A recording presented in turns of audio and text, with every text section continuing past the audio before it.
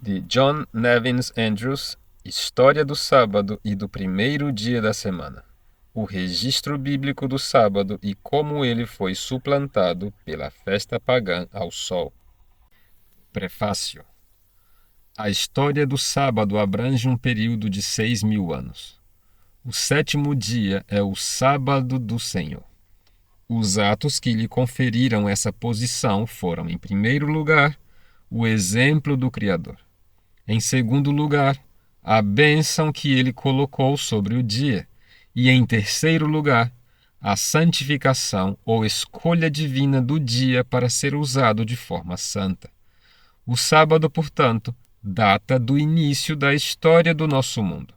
O primeiro a guardar o sábado no sétimo dia foi Deus, o Criador, e o primeiro sétimo dia de todas as eras foi o dia que ele assim honrou.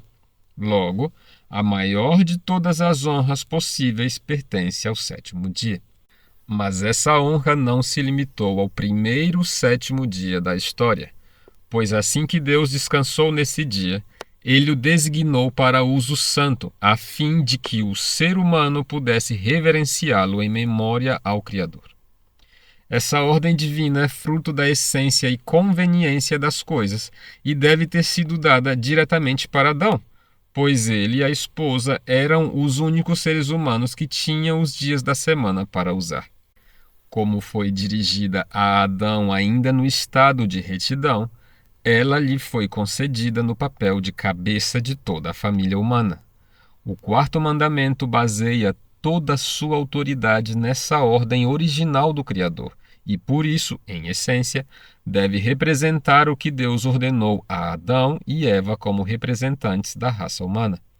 É impossível que os patriarcas fossem ignorantes acerca dos fatos e do dever de observá-lo, os quais o quarto mandamento mostra terem se originado desde o princípio, pois Adão esteve presente com eles por um período equivalente a mais da metade da dispensação cristã.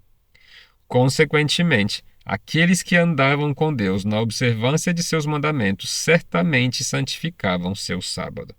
Assim, o grupo de guardadores do sétimo dia deve incluir os antigos patriarcas piedosos e ninguém pode negar que também inclui os profetas e apóstolos. Aliás, toda a Igreja de Deus, mencionada nos registros da inspiração, guardava o sábado. A esse número deve ser acrescentado o Filho de Deus. Que história, então, tem o sábado do Senhor? Foi instituído no paraíso, honrado mediante diversos milagres a cada semana ao longo de 40 anos, proclamado pelo grande legislador no Sinai, guardado pelo Criador, por patriarcas, profetas, apóstolos e pelo Filho de Deus. Ele constitui o próprio cerne da lei de Deus, e enquanto essa lei perdurar, a autoridade desta instituição sagrada permanecerá firme. Sendo essa a história do sétimo dia, é natural que surja a pergunta: como é que este dia foi reduzido ao pó e outro dia usurpou suas honras sagradas?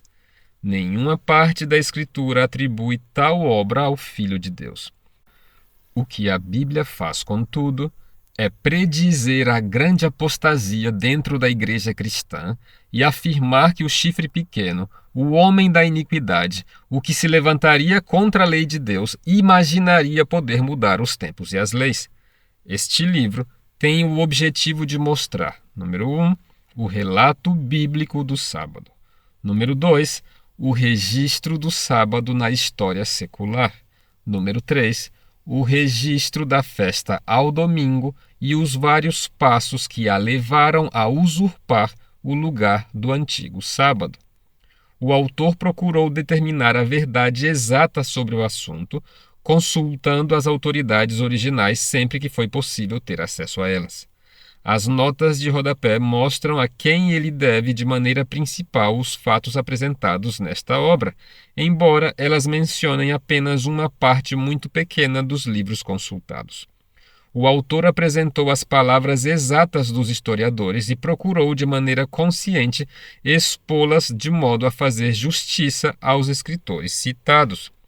Não é culpa do autor que a história da festa ao domingo se encontre repleta de fraudes e iniquidades para apoiá-la.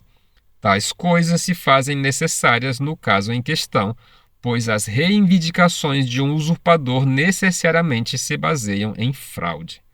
A responsabilidade por elas repousa sobre aqueles que ousam cometer ou defender esses atos. O antigo sábado do Senhor nunca precisou desse tipo de ajuda e nunca teve sua história manchada por fraude ou falsidade.